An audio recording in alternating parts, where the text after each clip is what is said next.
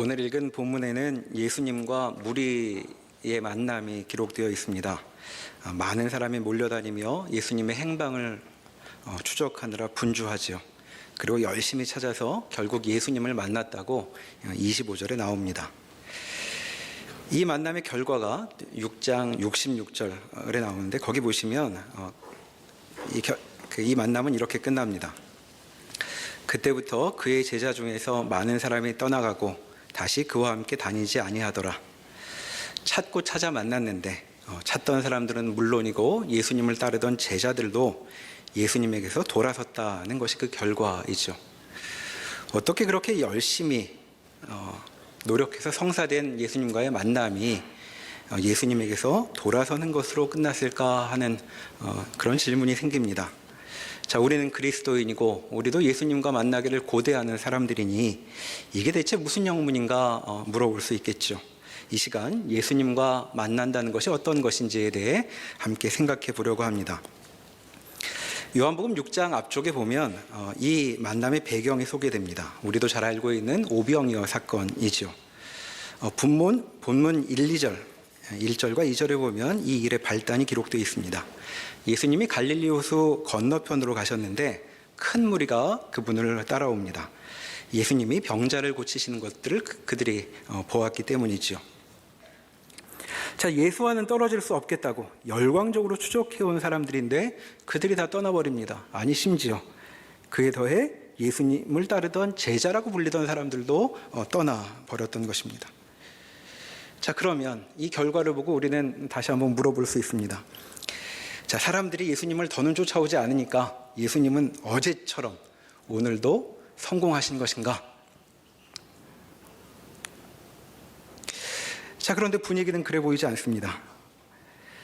지금 예수님은 겨우 12명의 제자와 함께 남아 계신데 67절에 제자들에게 12 남아있는 그 제자들에게 이렇게 물으시죠.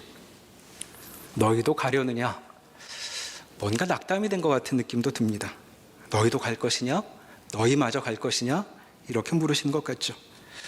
서로를 향해 간절함을 가졌던 양자의 대면이었는데 만남이 어찌 이렇게 맥없이 끝나나 싶습니다. 도대체 예수님이 이 시간을 어떻게 보내시길래 턱 밑에까지 쫓아온 이 사람들이 이렇게 떠나가고 만 것인가 하고 이 대화의 내용에 우리의 눈을 주목해 보게 되는 것이죠. 자, 25절부터 시작된 대화는 사람들의 짧은 말과 예수님의 긴 설명으로 이제 반복되고 있습니다. 이 대화의 흐름을 보려면 물론 깊은 내용이 있겠지만 일단 흐름부터 확인하려면 무리들의 발언에 주목할 필요가 있죠. 자, 25절에서 40절까지 대화가 오가고 있고 41절 이하에는 이 대화로 생긴 무리들의 반응이 기록되어 있습니다.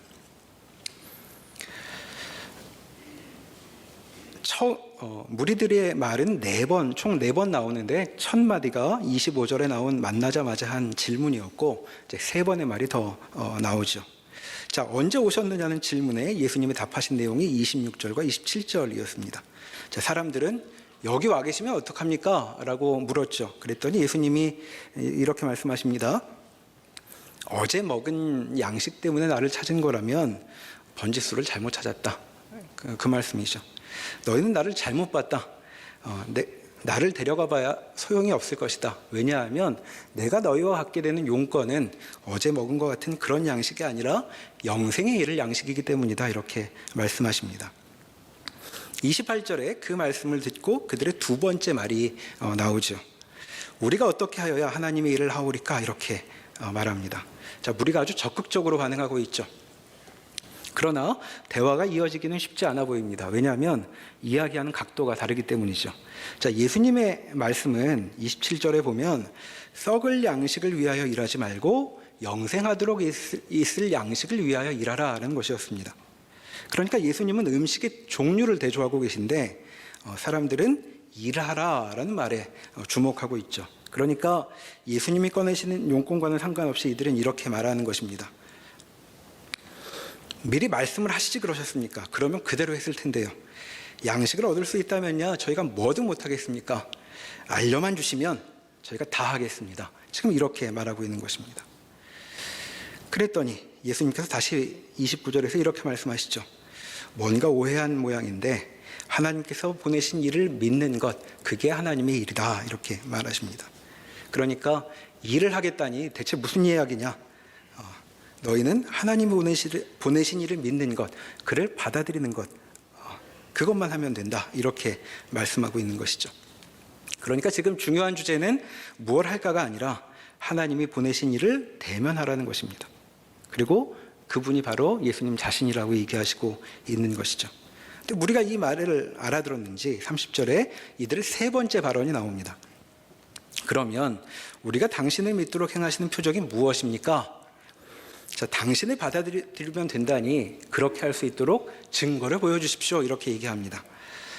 자, 그러면서 예전에 조상들이 먹었던 만나 이야기를 꺼내죠. 어제 먹었던 그 양식도 아주 인상적이었지만 만나쯤은 돼야 당신이 하나님께로부터 왔다는 사실을 우리가 확신할 수 있을 것 같습니다. 자, 예수님의 답변이 32절에 나옵니다. 이렇게 말씀하시죠. 내가 진실로 진실로 너희에게 이르노니 모세가 너희에게 하늘로부터 떡을 준 것이 아니라 내 아버지께서 너희에게 하늘로부터 참떡을 주시나니. 자, 먼저 사람들이 이야기하고 있는 만나에 대한 생각을 바로잡으십니다. 그거 사실 너희는 모세를 떠올리는데 만나는 하나님이 주신 거다. 자, 그런데 하나님이 이번에는 만나 말고 진짜 떡을 주신다라고 말씀하고 있습니다. 그랬더니 사람들이 그 말씀을 대뜸 붙잡죠. 34절에 주여 이 떡을 항상 우리에게 주소서. 자, 이것이 이들의 네 번째 말이었습니다. 자, 이 무리의 말을 보면 공통점이 보이죠. 자, 다시 한번 보면 이런 것입니다. 28절에서 이들은 이렇게 얘기했습니다. 하나님의 일이 뭔지만 알려주십시오. 저희가 뭘 못하겠습니까? 그대로 다 따라하겠습니다, 이렇게 얘기합니다. 32절에 보면 표정만 보여주시면 저희가 확 믿어버리겠습니다. 34절에는 그 떡을 주시기만 하면 저희가 바로 받아 먹을 수 있습니다, 이렇게 말하고 있습니다. 그러니까 예수님이 가르쳐 주시기만 하면 뭐든지 바로 행동을 개시하겠다는 그런 태세이죠. 자신들이 알려만 주시면 무엇이든 응답할 수 있다고 생각하는 것 같습니다. 그런데 예수님의 말씀은 이들이 생각하는 것과는 좀 다른 방향으로 흘러가고 있습니다. 자, 이들이 항상 주소서라고 요청했던 그 떡이 무엇일까요? 35절에 보면 나는 생명의 떡이다 라고 말씀하십니다. 그러니까 사람들은 예수님을 보면서 떡을 주는 분이라고 생각을 했는데 예수님은 지금 자신이 그 떡 자체라고, 하늘에서 내려온 떡이라고 말씀하고 있는 것이죠. 자, 예수님이 떡이라면 이 사람들은 뭘 해야 될까요? 예수님은 지금 잡아 먹으라는 얘기입니까? 자, 생전 처음 들어보는 얘기를 듣게 되는 셈입니다. 왜냐하면 인신공양 같은 거는 구약에서 내내 금지하던 일이죠. 이방의 관습이었습니다. 그래서 41절에 보면 예수님의 이 말씀을 듣고 이들이 수군댑니다. 당황해서겠죠. 그런데 예수님의 말씀은 자꾸만 이들의 생각과는 다른 방향으로 흘러가고 있습니다. 51절에 보면 예수님께서 이렇게 덧붙이시죠. 자, 내가 줄 떡은 내 살이다, 이렇게 말씀하십니다. 53절에서는 내 살을 먹어야 할 뿐 아니라 내 피도 마셔야 된다, 이렇게 말씀하고 있죠. 아니, 그러면 이제 예수님을 어떻게 하면 좋을까요? 자, 예수님의 이어지는 말씀에 어떻게 반응하면 좋을지 몰라서 갈피를 못 잡고 있습니다. 자, 42절에서 사람들은 수군거리죠. 우리가 저 사람 부모를 다 하는데 지금 자기가 하늘에서 온 떡이라니, 이렇게 수군댑니다. 52절에도 보면 살도 먹어야 된다는 말을 듣고 이게 무슨 뜻인가 싶어서 자기들끼리 논란에 휩싸이기도 하죠. 그런데 예수님의 말씀을 들어도 결국에는 60절에 보면 사람들은 이렇게 결론을 짓습니다. 이 모든 이야기를 듣고 너무 어려워서 무슨 이야기인지 하나도 모르겠다고 얘기하고 있죠. 그런데 이 사람들의 이 반응을 아는지 모르시는지 예수님 61절 이하에 또 이 얘기도 이 수군거리는 것도 알아들으시고 이렇게 말씀하십니다. 이 정도로 걸림이 되느냐? 인자가 이전에 있던 곳으로 올라가는 것을 본다면 어떻게 하겠느냐? 이렇게 말씀하셔서 예수님은 지금 더 나가고 계시죠. 자, 이 말씀은 예수님께서 하늘로 원래 있던 곳으로 올라가실 때 사람들이 전혀 예상치 못한 방식, 우리가 알고 있는 십자가라고 하는 치욕스러운 방식을 통할 것이라고 말씀하신 것이라는 것을 나중에는 이제 알게 되죠. 그러니까 예수님이 하시고 있는 이 말씀은 사람들이 지시받은 대로 그렇게 하기만 하면 또는 받아 먹기만 하면 되는 그런 종류의 일이 아니었습니다. 이들은 열망과 의욕으로 가득 차 있지만 예수님의 말씀에 할 수 있는 것이 하나도 없다고 느끼고 있죠. 예수님이 말씀하신 당신 앞에 모인 무리의 상태가 바로 그것이었습니다. 36절에 보시면 예수님께서는 말씀 가운데 이런 이야기를 하시죠. 그러나 내가 너희에게 이르기를 너희는 나를 보고도 믿지 아니하는도다 하였느니라. 자, 그들은 누구인가? 예수를 받아들이지 않을 사람들이었습니다. 자, 무슨 말일까요? 믿지 않는다는 것. 그들은 줘도 먹을 수 없는 그런 존재들이었다는 것이죠. 그러니 이 만남에서 대체 어떤 존재들이 마주쳐 있는 것인지를 확인하게 됩니다. 한쪽에는 뭔가 가르쳐 주시기만 하면 해보겠노라고, 그래서 생명에 이르겠다고 의욕이 충천해서 묻는 사람들이 있습니다. 그래서 재촉하고 있죠. 빨리 말씀해 주시라고, 그대로 다 하겠다고. 그러나 다른 한쪽에는 너희가 할 수 있는 것은 아무것도 없다를 아시는 분이 서 계십니다. 너희가 아무리 달라고 해도 너희는 아무것도 받을 수 없을 것이다 라고 맞서고 계시는 것이죠. 자, 그러니 이 대화가 더 진전되지 못합니다. 자, 무리는 자신들이 할 수 있는 것이 아무것도 없다는 예수님의 말씀을 받아들이지 않는 한 한 걸음도 나아갈 수 없는 것이죠. 자, 그러니 그들에게 어떻게 생명이 주어질 수 있겠습니까? 바로 이것이 이 무리들을 앞에 두시고 예수님이 품고 계신 고민거리였다고도 말할 수 있겠습니다. 믿지 않는 이들, 온통 다 믿지 않는 이들인데 이들에게 어제 먹였던 것처럼 생명이 주어질 수 있겠는가? 예수님은 그 생각을 하셨던 것 같죠. 자, 여기 예수님과의 만남에서 드러나는 인간의 현실이 놓여 있습니다. 그러니까 지금 예수님은 이들과 긴 대화를 이어가시지만 이들의 무언가를 설명하시거나 이들을 설득하시는 중이 아니라는 것을 알 수 있습니다. 왜냐하면 그들은 무엇을 줘도 받아 먹을 수도 없는 그런 처지에 있는 사람들이었기 때문이죠. 그러니까 예수님과 만난다는 것은 바로 이런 긴장 앞에 우리를 세워두는 일을 뜻합니다. 자, 사람들은 예수님께서 펼쳐놓으신 이 인간 현실 앞에 그것을 받아들이지 못하고 떠나가 버린 것이죠.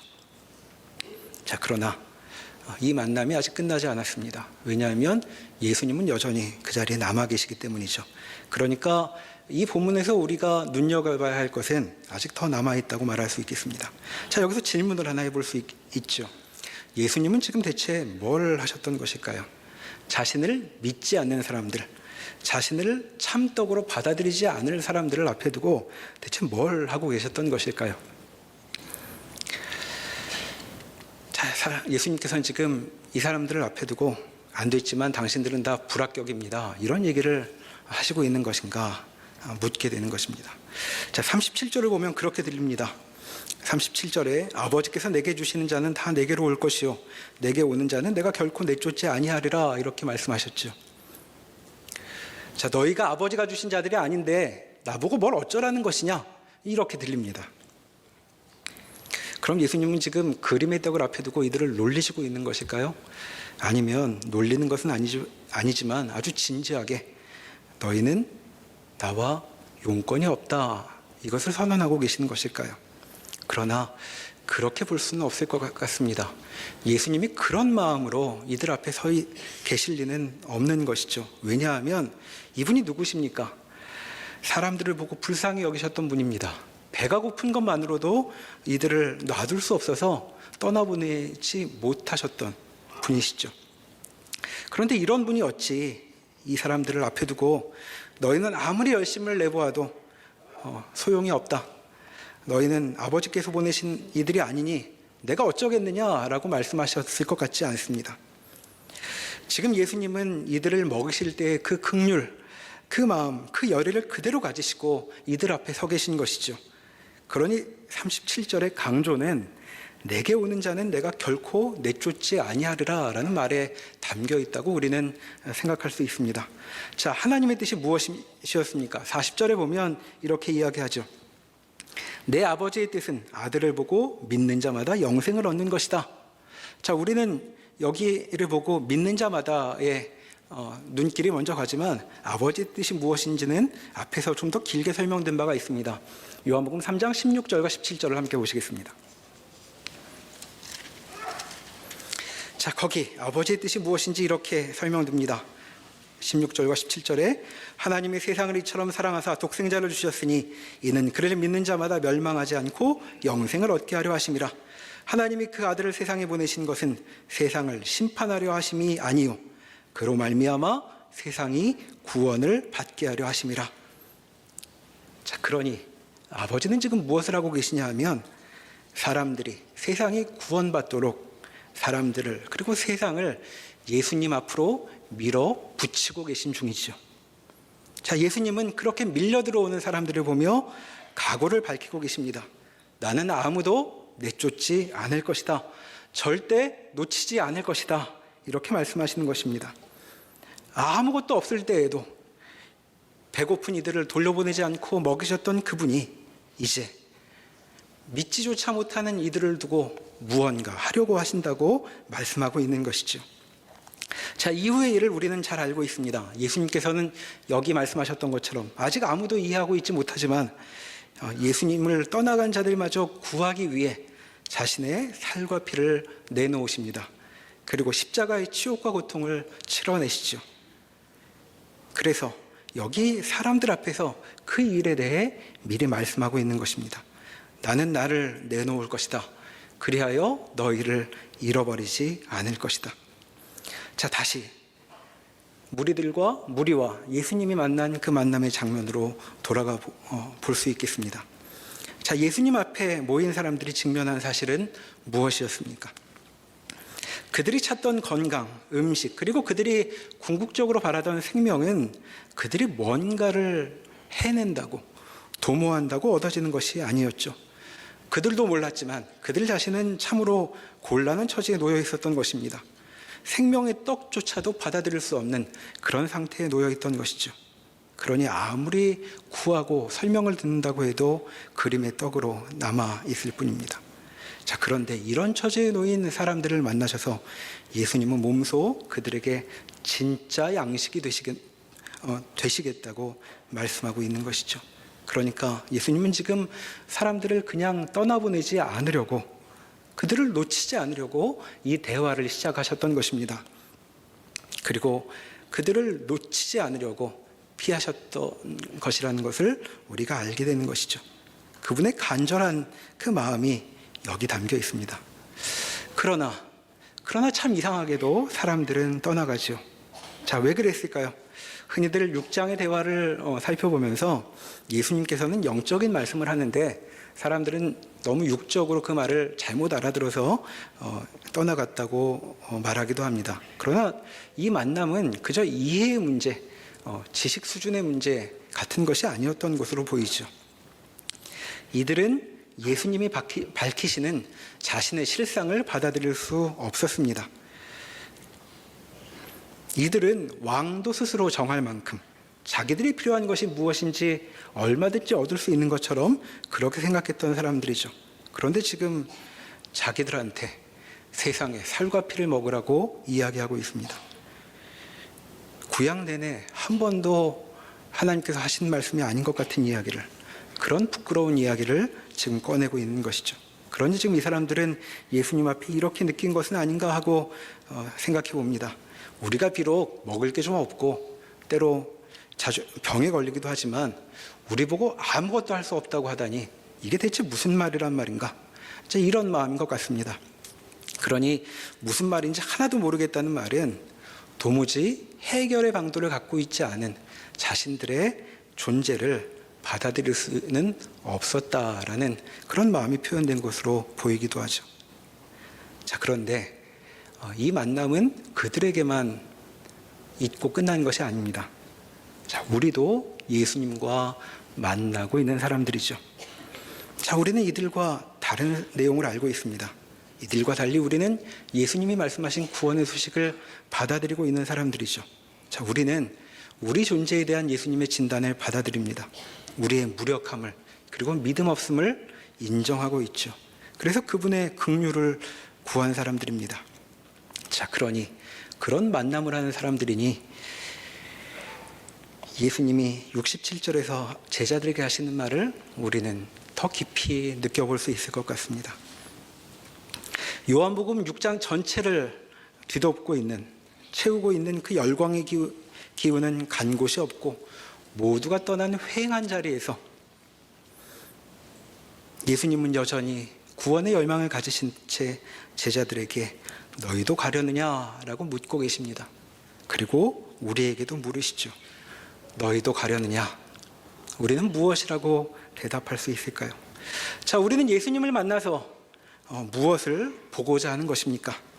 병에 치이고 먹고 사는 일에 치인 모습도 가엽게 여기신 예수님이 우리의 본질적인 굶주림, 죽음의 그림자 아래에서 신음하는 우리를 보시고 당신 자신을 내놓고 계신 장면을 보는 것이죠. 그러니 우리는 57절에 예수님의 말씀을 더 제대로 알아들을 수 있을 것입니다. 57절에서 예수님은 이렇게 말씀하셨습니다. 나를 먹는 그 사람은 나로 말미암아 살리라. 나는 하늘에서 내려온 떡이니 이 떡을 먹는 자는 죽지 않고 영원히 살 것이다. 자, 예수님은 이렇게 우리에게 말씀하십니다. 너희는 그렇게 죽을 수는 없다. 내가 온 힘으로, 내 온 존재로 그 죽음을 막아설 것이다. 그러니 나를 먹고 너희는 살아라. 너희는 더는 죽음에 넘겨지지 않을 것이다 라고 이 말씀을, 아니 말씀 자체이신 분이 그 앞에, 우리 앞에서 증거하고 계신 것이죠.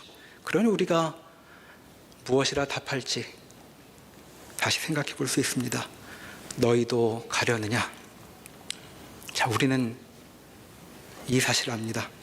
우리가 온통 무력감에 빠져 있다고 할지라도, 아무것도 할 수 없는, 감히 예수님 곁에 나올 수도 없는 자라고 할지라도 이 말씀에 답할 수 있는 존재가 된 것입니다. 저희의 믿음 없음을 불쌍히 여기소서. 주의 살과 피를 주셔서 저희를 살려주십시오 라고 답할 수 있는 그런 존재들인 것입니다. 그 답을 듣고 예수님께서는 우리에게 말씀하시겠죠. 나를 먹고 너희는 살아라.